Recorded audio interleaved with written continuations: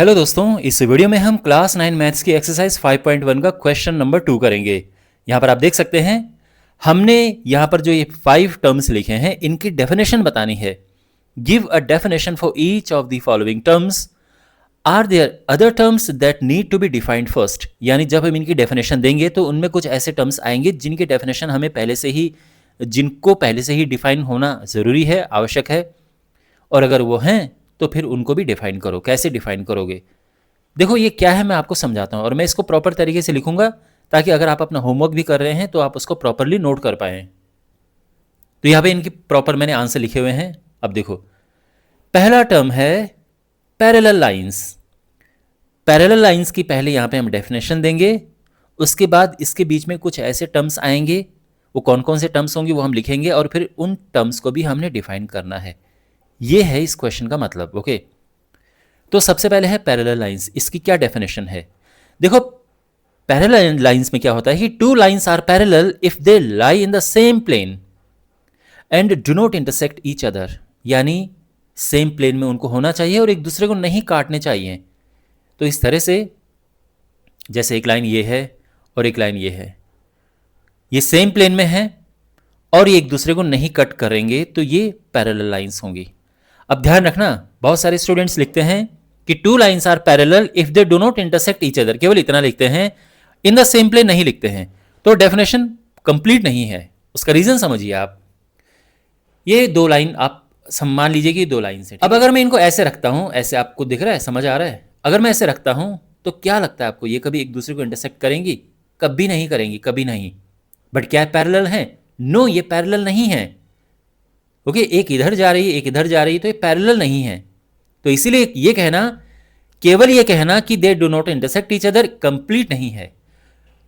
अब ये कंप्लीट है, यानी अब क्या है कि लाइन सेम प्लेन में है और एक दूसरे को इंटरसेक्ट नहीं कर रही हैं, तो हम कहेंगे कि हाँ ये लाइंस पैरेलल हैं।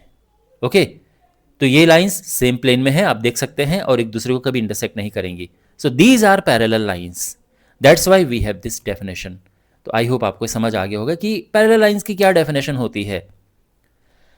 अब इस क्वेश्चन में क्या है कि are there other terms that need to be defined first. यानी इस डेफिनेशन में कुछ ऐसे टर्म्स हैं जिनको पहले से ही डिफाइन होना जरूरी है। तो इसका यह मतलब हुआ कि मान लीजिए किसी पर्सन को यह पता ही नहीं कि लाइन क्या होती है, यह पता ही नहीं है कि प्लेन क्या होता है, तो इस डेफिनेशन को कैसे समझ पाएगा, है ना? इसलिए लाइन और प्लेन, इसकी डेफिनेशन पहले से ही पता होनी आवश्यक है, जरूरी है। तो यही लिखा गया है, ठीक है, इसका यही मतलब है। तो कौन कौन से टर्म्स ऐसे हैं? एक लाइन है और प्लेन है, और उसके डेफिनेशन ये है। यहाँ पे लाइन की डेफिनेशन क्या है? देखो, मैंने स्ट्रिक्टली आपके बुक के हिसाब से मेंशन किया है, वैसे लाइन की आप और डेफिनेशन भी देख सकते हैं इधर उधर, क्योंकि अगर किसी बुक में डेफिनेशन देखेंगे या आप सर्च करेंगे तो आपको ये मिल सकता है कि a one dimension figure that extends infinitely on both the sides। One dimensional figure जो एक ही डायरेक्शन में होता है, ये वन डायमेंशनल फिगर है और ये इनडेफिनेटली बढ़ता है दोनों साइड, तो ये है लाइन। लेकिन यहां पर इसकी डेफिनेशन मैंने आपकी बुक के हिसाब से लिखी है, जो यूक्लिड की डेफिनेशन है। ओके, यूक्लिड की बुक एलिमेंट्स में जो डेफिनेशन है मैंने वही यहां पे लिखे है, जो आपकी बुक में भी है। मेरा कहने का ये मतलब है कि लाइन है, अ line is a breadthless length. एक लाइन है जो कि ब्रेथ, यानी इसमें ब्रेथ नहीं है, उसमें केवल लेंथ है पर ब्रेथ नहीं है। ओके, लंबाई है, चौड़ाई नहीं है। तो यह है इसकी डेफिनेशन, लाइन की definition. A line is breathless length. दूसरा, a plane surface is that which has length and breadth only. एक प्लेन सरफेस, देखो प्लेन सरफेस क्या होता है, उसमें लेंथ होती है, ब्रेथ होती है, बट उसमें हाइट नहीं होगी। तो ये प्लेन सरफेस है, ये भी प्लेन सरफेस है, तो लेंथ एंड ब्रेथ होती है प्लेन सरफेस में। ओके, तो a plane surface is that which has length and breadth only. Clear है? सेकेंड टर्म है परपेंडिकुलर लाइंस।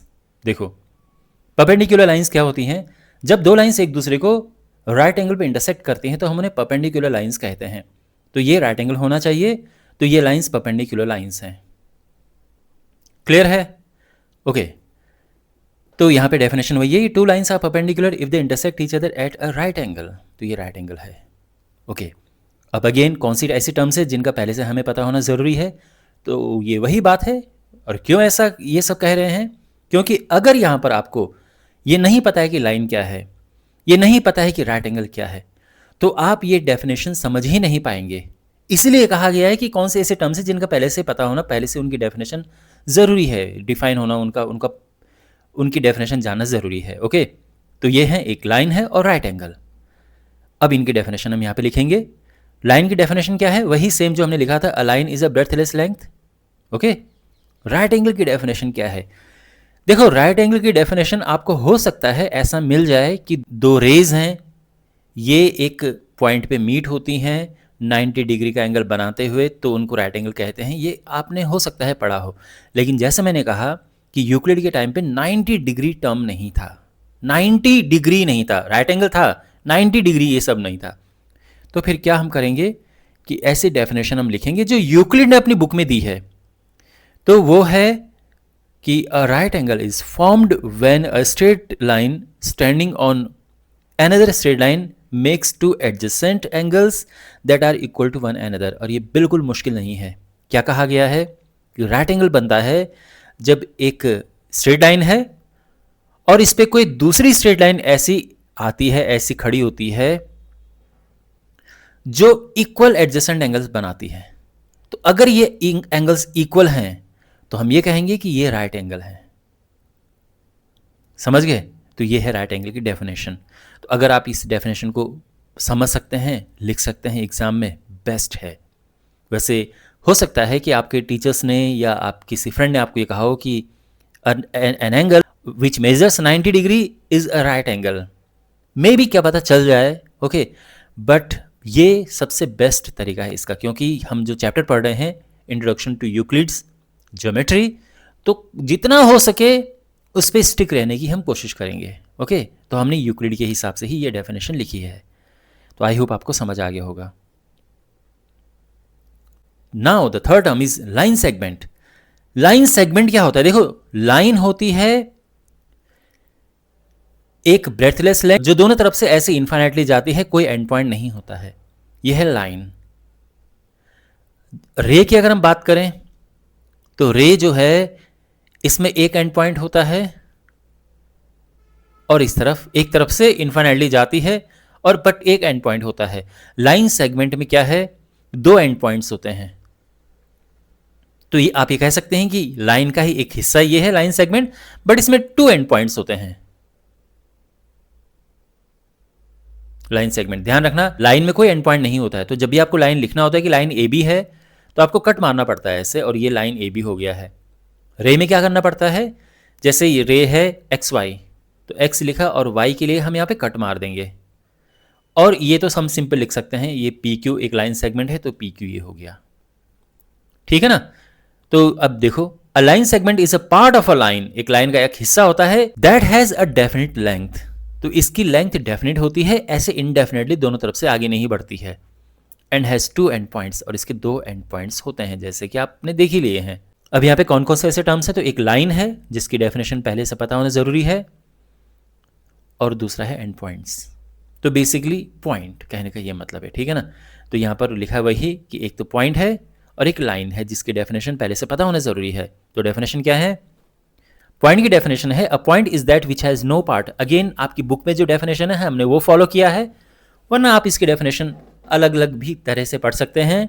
आपने पढ़ा होगा कि पॉइंट एक ऐसी पोजीशन होती है जिसकी कोई डायमेंशन नहीं होती, ये केवल पोजीशन बताता है। बट आपकी बुक में क्या है? A point is that which has no part.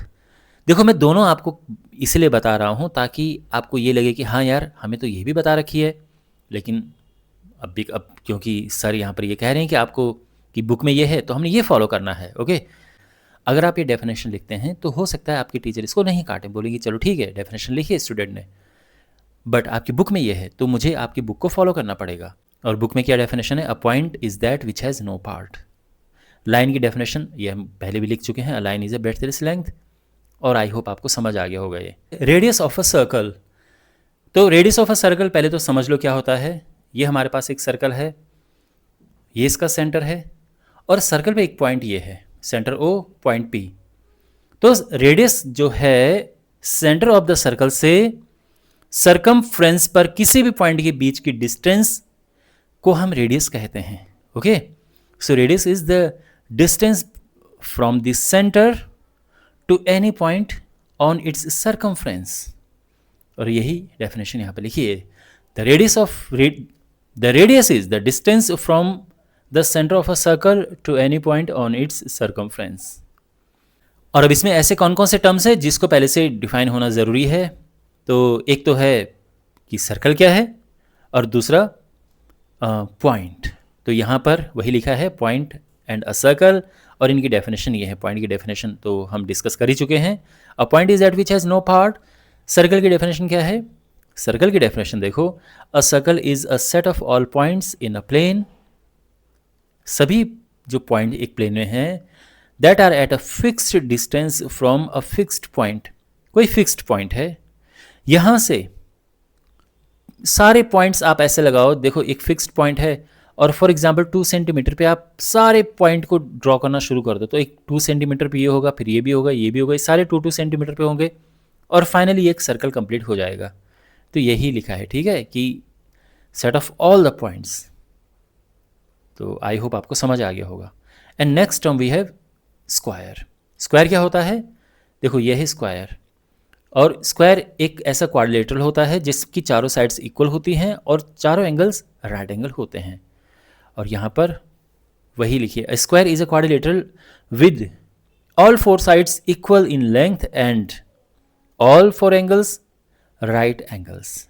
तो यहाँ पे ऐसे टर्म्स कौन कौन से जिनका पहले से जानना जरूरी है डेफिनेशन। तो एक तो है कि लाइन क्या है, जो साइड लिखा है एक तरह की लाइन हो गई, line segment. Okay, right angle, ये राइट एंगल है। एंड क्वाड्रिलेटरल, क्वाड्रिलेटरल इसका भी जानना ज़रूरी है डेफिनेशन पहले से। और यहाँ पे लिखिए डेफिनेशन, लाइन क्या है? A line is a breadthless length. Right, ये तो खैर मैं समझा चुका हूँ। राइट एंगल की डेफिनेशन भी मैं समझा चुका हूँ। ये हमारे पास एक स्ट्रेट लाइन है, इस पर एक लाइन ऐसे डाल रहे हैं और इस तरह से डाल रहे हैं कि ये एंगल्स इक्वल हैं, तो ये दोनों ही राइट एंगल होंगे। और क्वाड्रिलेटरल क्या है? 4 लाइन सेगमेंट से बनी एक क्लोज्ड शेप को हम क्वाड्रिलेटरल कहते हैं, ठीक है। तो ये 4 लाइन सेगमेंट्स हैं, इनसे बनी हुई क्लोज्ड शेप है क्वाड्रिलेटरल। तो आई होप आपको ये सब समझ आ गया होगा और इस तरह से क्वेश्चन ये कंप्लीट होता है। चैनल को ज़रूर सब्सक्राइब करें और इस चैप्टर के बाकी वीडियोस के लिए सामने प्लेलिस्ट है, उस पर आप क्लिक करें।